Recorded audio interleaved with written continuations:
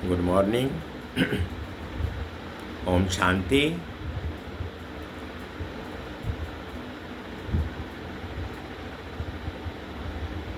आज 27/6/2026 सुनते हैं बाबा के मीठे मीठे मधुर महावाक्य। ओम शांति। बाबा ने कहा, मीठे बच्चे, जी बाबा, याद से आत्मा का किचड़ा निकालते जाओ। याद से आत्मा का किचड़ा निकालते जाओ। आत्मा जब बिल्कुल पावन बने तब घर चल सके। बाबा कहते, याद से आत्मा का किचड़ा निकालते जाओ, जब पावन बने तब घर चल सके। प्रश्न है, इस अंतिम जन्म में बाप के किस डायरेक्शन को पालन करने में ही बच्चों का कल्याण है? उत्तर में बाबा ने कहा, बाबा कहते, मीठे बच्चे, इस अंतिम जन्म में बाप से पूरा वर्षा ले लो। बुद्धि को बाहर में भटकाओ मत। विष को छोड़ अमृत पियो। विष को छोड़ अमृत पियो। इस अंतिम जन्म में तुम्हें 63 जन्मों की आदत मिटानी है। 63 जन्मों की आदत मिटानी है, द्वापर से कलयुग तक की। इसलिए रात दिन मेहनत कर देही अभिमानी बनो। ओम शांति। शांतिधाम विश्रामपुरी है। शांतिधाम विश्रामपुरी है। इस दुनिया से सब थके हुए हैं, चाहते हैं कि हम अपने सुखधाम में जाएं। ये दुनिया अच्छी नहीं लगती। स्वर्ग को देखते हैं तो नरक से दिल कैसे लगे। कहते हैं, बाबा जल्दी करो, इस दुखधाम से ले चलो। बाप भी समझाते हैं, ये तो छीछी दुनिया है ना। इनका नाम ही है डेविल वर्ल्ड, यानी कि नरक। ये कोई अच्छा अक्षर है क्या? कहाँ डीटी वर्ल्ड? इस डेविल वर्ल्ड में सब तंग हो गए हैं, परंतु वापस कोई जा नहीं सकते। तमो प्रधानता की खाद पड़ी हुई है। वह खाद आत्मा से निकले, उसके लिए पुरुषार्थ कर रहे हैं। जो अच्छे पुरुषार्थी हैं उनकी अवस्था पिछाड़ी में अच्छी हो जाती है। ये पुरानी दुनिया खलास हो जाएगी। अब तो बाकी थोड़ी रोज है। जब तक बाप आकर वापस ना ले जाए तब तक कोई वापस जा ना सके। दुनिया में दुख है ना, घर में भी कोई ना कोई दुख रहता है। तुम बच्चों के दिल में है, बाबा हमें दुखों से छुड़ाने आए हैं। जो अच्छे निश्चय बुद्धि है वह बाप की याद को कभी भूलते नहीं। उनको कहा ही जाता है सर्व का दुख हरता। बच्चे ही पहचानते हैं। अगर सब पहचान लें तो फिर इतने सब मनुष्य कहाँ आकर बैठे? ये हो ना सके। इसलिए ड्रामा में युक्ति भी ऐसी रची हुई है। जो श्रीमत पर चलते हैं वही उच्च पद पा सकते हैं। वह तो ठीक है, सजाएं खाकर भी शांति धाम अथवा पावन धाम में जाएंगे, परंतु उच्च पद पाने के लिए तो पुरुषार्थ करना पड़े। दूसरा पावन बनने बगैर पावन दुनिया में कोई जा नहीं सकते। ये जो कहते हैं ना कि फलाना ज्योति ज्योत समाया वापिस गया, ये हो नहीं सकता। नहीं, जो पहले पहले सृष्टि पर आए हैं लक्ष्मी नारायण, वो भी वापस जा नहीं सकते, तो और कोई कैसे जा सकते हैं। इनके भी अब 84 जन्म पूरे हुए, अब जाने के लिए तपस्या कर रहे हैं। सब पुकारते ही हैं एक बाप को, ओ गॉड फादर, ओ लिबरेटर। वह गॉड फादर है, दुख हरता सुख करता। कृष्ण आदि और किसको थोड़े ही पुकारते हैं। क्रिश्चियन हो, मुसलमान हो, सब ओ गॉड फादर कह बुलाते हैं। आत्मा बुलाती है अपने फादर को। फादर कहते तब हैं जब समझते हैं हम आत्मा हैं। आत्मा भी कोई चीज है ना, आत्मा कोई बड़ी चीज नहीं है, वह तो एक स्टार है और अति सूक्ष्म है। जैसे बाबा है वैसे ही आत्मा का स्वरूप है। अब तुम बाप की महिमा करते हो, वह सत्य चित्त है, ज्ञान का सागर है, आनंद का सागर है। तुम्हारी आत्मा भी उनके समान बनती है। तुम्हारी बुद्धि में अब सारे सृष्टि के आदि मध्य अंत का ज्ञान आ गया है और कोई मनुष्य मात्र में ये ज्ञान नहीं है। सारा भारत, सारी विलायत ढूंढ लो, कोई को भी पता नहीं। आत्मा 84 जन्मों का पाठ बजाती है। 84 लाख तो इम्पॉसिबल है। 84 लाख जन्मों का तो कोई वर्णन ही ना कर सके। बाप कहते हैं तुम अपने जन्मों को नहीं जानते हो, हम सुनाते हैं। वह सब सुनते हुए भी पत्थर बुद्धि समझते नहीं कि 84 लाख जन्म तो हो, कोई सुना ही कैसे सकते हैं। अभी तुम जानते हो हम ब्राह्मण हैं, हमने 84 जन्म लिए हैं। ब्रह्मा ने भी 84 जन्म लिए हैं, विष्णु ने भी 84 जन्म लिए हैं। ब्रह्मा सो विष्णु, विष्णु सो ब्रह्मा, लक्ष्मी नारायण ही 84 जन्म ले फिर ब्रह्मा सरस्वती बनते हैं। ये भी समझने की बात है ना।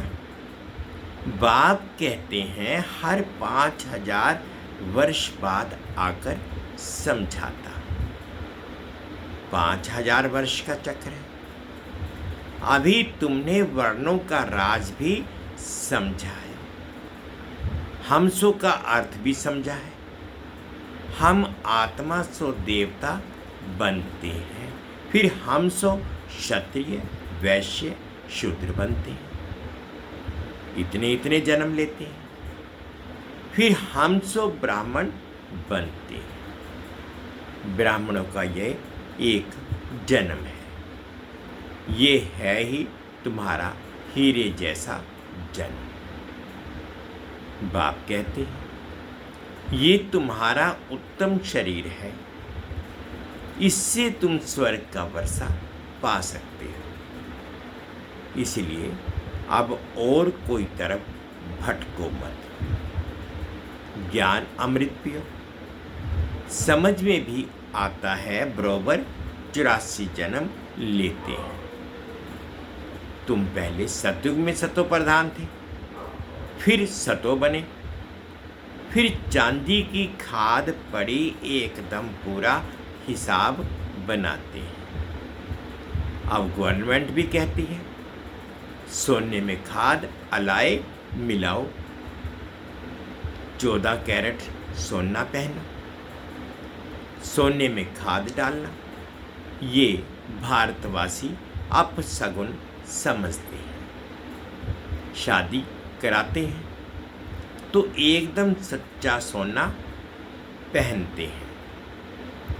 सोने पर भी भारतवासियों का बहुत प्यार है। क्यों? भारत की बात मत पूछो। सतयुग में तो सोने के महल थे, सोने की ईंटें थी, जैसे यहाँ ईंटों की ढेर लगी रहती है, वहाँ सोने चांदी की ढेरी रहती है। माया मच्छंदर का खेल दिखाते हैं। उसने सोने की ईंटें देखी, सोच ले जाता हूँ, सोचा ले जाता हूँ। नीचे उतरा तो देखा तो कुछ भी नहीं है। कुछ ना कुछ बात लगती है। बच्चियाँ समझती हैं। अभी हम फिर से स्वर्ग में जाते हैं। फिर अगर पति आदि तंग करते हैं तो बेचारी अंदर में रोती है, कब हम सुखधाम में जाएंगे। बाबा अब जल्दी करो। बाप कहते हैं बच्चे जल्दी कैसे करूं, पहले तुम योग बल से अपना किचड़ा तो निकालो, योग की यात्रा पर रहो। बाप धीरज देते हैं, पुकारते भी हो, हे पतित पावन आओ। गाते भी हैं, सर्व का सदगति दाता एक। यहाँ की ही बात है। अकासुर बकासुर ये सब बातें इस समय संगम पर है, संगम ही है। ये है ही आसुरी दुनिया। तो बाप समझाते हैं मैं कल्प कल्प संगम पर आता हूँ, जब सारा झाड़ जड़ जड़ीभूत अवस्था को पाता है। तुम जानते हो, क्या जानते हो? सतयुग में हर चीज सतो प्रधान होती है।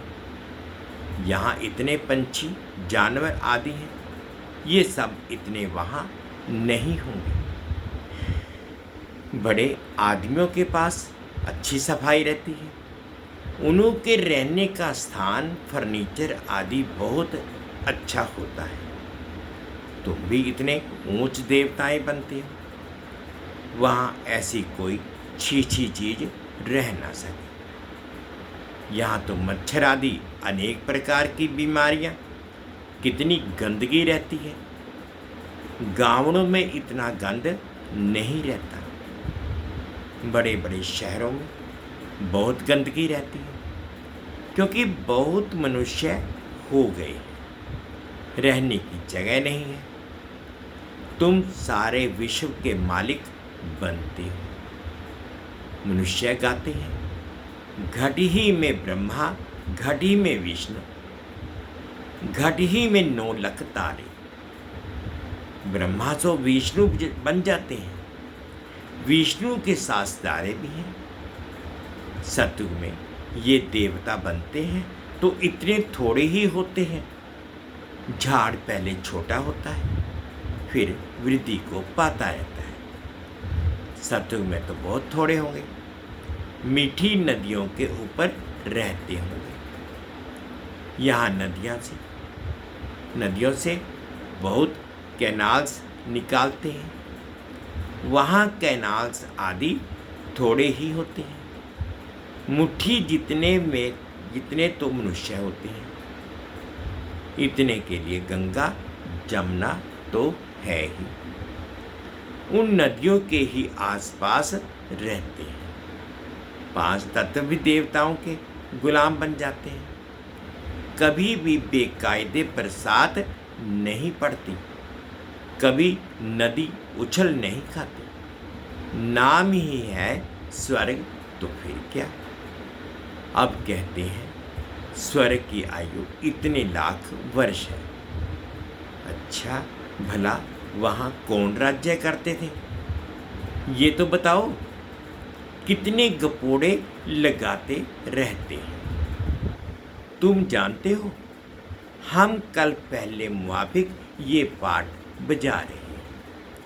रुद्र ज्ञान यज्ञ में अनेक प्रकारों के असुरों के विघ्न पड़ेंगे। फिर मनुष्य समझते हैं असुर लोग ऊपर से गंध, गोबर आदि डालते थे, परंतु नहीं। तुम देखते हो कितनी विघ्न पड़ते हैं, अबलाओं पर अत्याचार होते हैं, तब तो पाप का घड़ा भरेगा। बाप कहते हैं थोड़ा सहन करना पड़ेगा। तुम अपने बाप और वर्षे को याद करते रहो। मार खाते समय भी बुद्धि में याद करो, शिव बाबा तुमको तो बुद्धि में ज्ञान है। किसको फांसी पर चढ़ाते हैं तो पादरी लोग कहते हैं गॉड फादर को याद करो। ऐसे नहीं कहेंगे कि क्राइस्ट को याद करो। इशारा गॉड के लिए ही करते हैं। वह इतना लवली है, सब उनको पुकारते हैं। आत्मा ही पुकारती है। अब देही अभिमानी बनने में ही मेहनत है। 63 जन्म तुम देह अभिमान में रहे। अभी इस एक जन्म में वह आधा कल्प की आदत मिटानी है। तुम जानते हो, देही अभिमानी बनने से हम स्वर्ग के मालिक बन जाएंगे। कितनी ऊंच प्राप्ति है। तो रात दिन इसी कोशिश में रहना पड़े। मनुष्य धंधे आदि के लिए भी मेहनत करते हैं। आमदनी में मनुष्य को कभी झुटका या उबासी नहीं आती, क्योंकि आमदनी है, पैसे की खुशी रहती है, थकने की बात ही नहीं रहती। बाबा भी अनुभवी है ना। रात को स्टीमर्स आते थे तो आकर माल खरीद करते थे। जब तक ग्राहक की जेब खाली ना करें तब तक उनको छोड़े नहीं। बाबा ने रथ भी पूरा अनुभवी लिया है। इसने सब अनुभव किया है। गावड़े का छोरा भी था, 10 आने मण अनाज बेचता था। अभी तो देखो विश्व का मालिक बनते हैं। एकदम गावड़े का था, फिर चढ़ गया तो एकदम ज्वारात के धंधे में लग गया। बस ज्वारात की बात, ये फिर है सच्चे ज्वारात। ये होता है रॉयल व्यापार। बाबा बहुत अनुभवी है। बाबा वाइसराय आदि के घर में ऐसे जाते थे जैसे अपना घर हो। इनको फिर कहा जाता है अविनाशी ज्ञान रत्न। जितना ये बुद्धि में धारण करेंगे, इससे तुम पद्मपति बनेंगे। शिव बाबा को कहा जाता है सौदागर, रत्नागर। उनकी महिमा भी गाते हैं, फिर कह देते हैं सर्वव्यापी। महिमा के साथ फिर इतनी गलानी, कैसी हालत हो गई है भक्ति मार्ग की। बाप कहते हैं जब भक्ति पूरी होती है तब भक्तों का रक्षक बाप आते हैं। बहुत भक्ति कौन करते हैं ये भी सिद्ध हो जाता है। सबसे जास्ती भक्ति तो तुम करते हो, वही यहाँ आकर पहले पहले ब्राह्मण बनते हैं। और बाप से वर्षा लेते हैं। फिर से पूज्य बनने का रावण ने पुजारी बनाया है, बाप पूज्य बनाते हैं। ये है भगवानुवाच, भगवान एक है। 2-3 भगवान होते नहीं, 2-3 भगवान होते नहीं। गीता भगवान की गाई हुई है। शिव भगवानुवाच के बदले श्री कृष्ण का नाम डाल दिया है, तो कितना फर्क हो गया है। ड्रामानुसार फिर भी गीता का नाम ऐसे बदलना ही है। फिर बुलाते हैं, हे पतित पावन आओ। बाप पावन बनाते हैं, रावण पतित बनाते हैं, तो समझने की कितनी बुद्धि चाहिए। श्रीमत श्रेष्ठ श्रेष्ठ मत है ही एक बाप। ये लक्ष्मी नारायण स्वर्ग के मालिक बाप की मत से ही बने हैं। अच्छा, मीठे मीठे सिकिले दे बच्चों प्रति माता पिता बाप दादा का याद प्यार और गुड मॉर्निंग। रूहानी बाप की रूहानी बच्चों को नमस्ते। हम रूहानी बच्चों की रूहानी माता पिता बाप दादाजी को याद प्यार गुड मॉर्निंग और प्यार भरी नमस्ते। ओम शांति, ओम शांति। शुक्रिया बाबा, शुक्रिया। धारणा के लिए मुख्य सार में फर्स्ट पॉइंट में बाबा ने कहा, इस एक जन्म में 63 जन्मों के पुराने देह अभिमान की आदत मिटाने की मेहनत करनी है। देही अभिमानी बन स्वर्ग का मालिक बनना है। सेकंड पॉइंट में बाबा ने कहा, इस हीरे तुल्य उत्तम जन्म में इस बुद्धि को भटकाना नहीं है, सतो प्रधान बनना है। अत्याचारों को सहन कर बाप से पूरा वर्षा लेना है। आज बाबा ने मीठा मीठा वरदान दिया, अनुभव करेंगे। साकार बाप समान अपने हर कर्म को यादगार बनाने वाले आधार मूर्त और उद्धार मूर्त भव। साकार बाप समान अपने हर कर्म को यादगार बनाने वाले आधार मूर्त और उद्धार मूर्त भव। जैसे साकार बाप ने अपना हर कर्म यादगार बनाया, ऐसे आप सभी का हर कर्म यादगार तब बनेगा जब स्वयं को आधार मूर्त और उद्धार मूर्त समझकर चलेंगे। जो अपने को विश्व परिवर्तन के आधार मूर्त समझते हैं, उनका हर कर्म ऊंचा होता है और वृत्ति दृष्टि में जब सर्व के कल्याण की भावना रहती है तो हर कर्म श्रेष्ठ हो जाता है। ऐसे श्रेष्ठ कर्म ही यादगार बनते हैं। स्लोगन है, सत्यता की शक्ति को धारण करने के लिए सहनशील बनो। सत्यता की शक्ति को धारण करने के लिए सहनशील बनो। ये अव्यक्त इशारे हैं।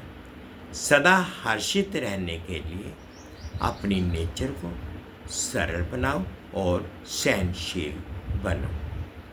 इस सहज योगी जीवन में अगर मुश्किलातों का अनुभव होता है तो सहज राज्य कैसे करेंगे। यहाँ के संस्कार ही वहाँ ले जाएंगे।